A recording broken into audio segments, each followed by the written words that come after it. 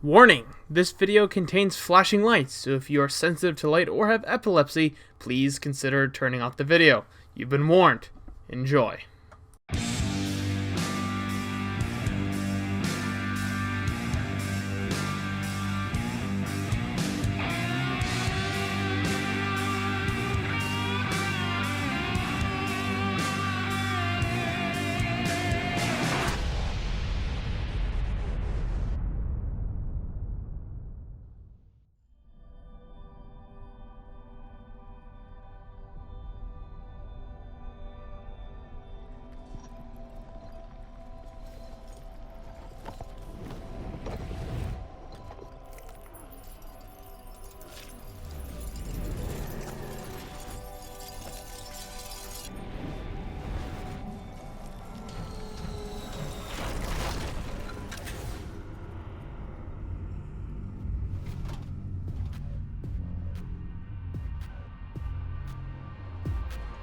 What's going on, ladies and gents? Fuze here, bringing you guys today some more Rainbow Six Siege Operator breakdown. And today we'll be talking about Mr. Balls to the Wall.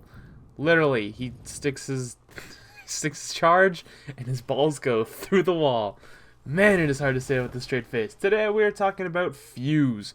Now, Fuze is a Spetsnaz operator. Spetsnaz are from Russia. If you didn't know that, now you do. Congratulations, you've learned something. So, Fuze is definitely one of those characters that is extremely popular because of his cluster charge that shoots, it says here it shoots 4 small grenades. Some people have said it's 5.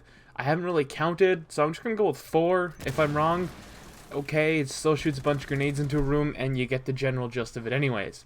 So, what Fuze does and what he doesn't do. What is Fuze good for? His loadout, things like that. Well, Fuze is a heavy armored operator, which means he has maximum amount of armor rating, which is 120 health, but he's slow as shit.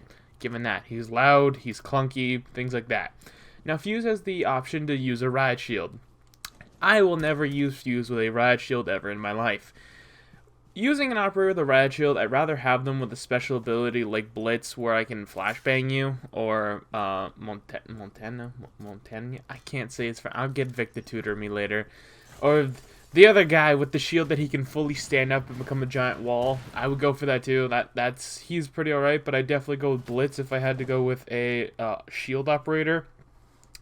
Now, since Fuze's shield doesn't have anything special to it, I just don't run him with really the shield because I can pick an AK or that super PKP as compact thing LMG that's friggin' awesome. So, what would you use for Fuze? Well, I'd honestly always go with the AK. Now, the AK, it's just an all-around great assault rifle like it pretty much is in every game that it's in.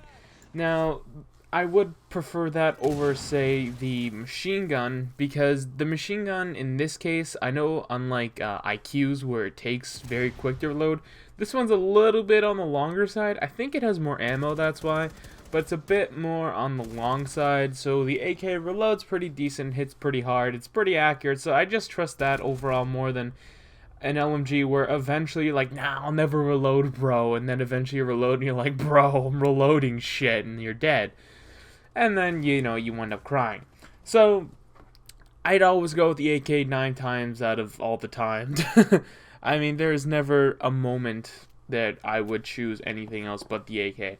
Now, going for a secondary, I'm a giant fan of the PMM. I thought it was the PPM. It's the PMM. It's the other pistol that most Russian operators can get. It hits stupid hard. It isn't like spammable and has kind of a lower ammo count, but at the same time it hits stupid hard, and you can probably kill someone if you're accurate with it, which it's not hard to be because it hits stupid hard. Like, I remember I shot someone like in the just in the lower chest area, just below the chest, and it was like, dude, you took like 58 damage. I was like, holy shit, this thing's awesome. I definitely go with the PMM over the Gish. The Gish 18, the Gish. But yeah, that's definitely what I would use for his loadout. So let's talk about, his special gadgets. Now, I would obviously stick with the breaching charge. Although the stun grenade can come in useful, and many people do run a breaching charges, I just always found that there's never enough casual coordination with people to let you throw a flashbang in. Like, I see people who just set up a breaching charge, know someone's, like, a friendly's right there, blow it up and kill their friendly. Like, guys, really? So, I mean, you could run the stun grenade, but it's definitely a, yeah, if you could use it when clearing a room. It is viable, but I don't know. It's really what you prefer, I guess, is what I'm going at here. Either one is perfectly fine for any scenario. It just depends on your playstyle and how your team reacts, if you're using wall communication or not. Either or, both gadgets of his are extremely amazing. So let's talk about his balls to the wall thing, the cluster charge. I don't know, it's named after the Russian dolls that stack within each other. I have no idea what they're actually called, but I'm pretty sure you guys get the idea. Like, you pop one off and there's a smaller one and a smaller one and a smaller one. It's named after that, which is really cool, but moving on.